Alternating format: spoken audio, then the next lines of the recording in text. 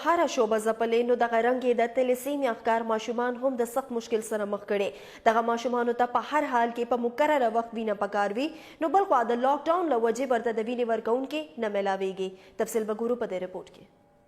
نن سبا د کورونا وایرس له کبله که یو خوا عام ولس د بشمیره مشکلاتو سره مخ شوی دی نه بل خوا د سیمې د ځوانانو لخوا په چاندو جوړ شوی د کوزي او منځنۍ کورمې یوازینی ملت بلډ بینک ته کارکوونکي هم د ډیرو ستونزو سره مخ شوي دي ولې چې د سیمې یو دېرش نه سیوا د تلسیمیا مرض ماشومانو ته میاشت په میاشت د وینې ورکول ګران شوي وو چا نه غوښتل چې د کورونا وایرس د خطرې له کبله دوی کور څخه وځي او د تلسیمیا مریضانو ته خپله وینه په ملت بلډ بینک کې ورکړي خو بیا هم د هر خطر په وخت زموږ د سکیورټي ادارو د نورو نه وړاندې خپل ځان په خطر کې اچولی دی او ولس ته مشکلات کم کړي دي د دې مثال د کور ملیشي د 112 وینګ دی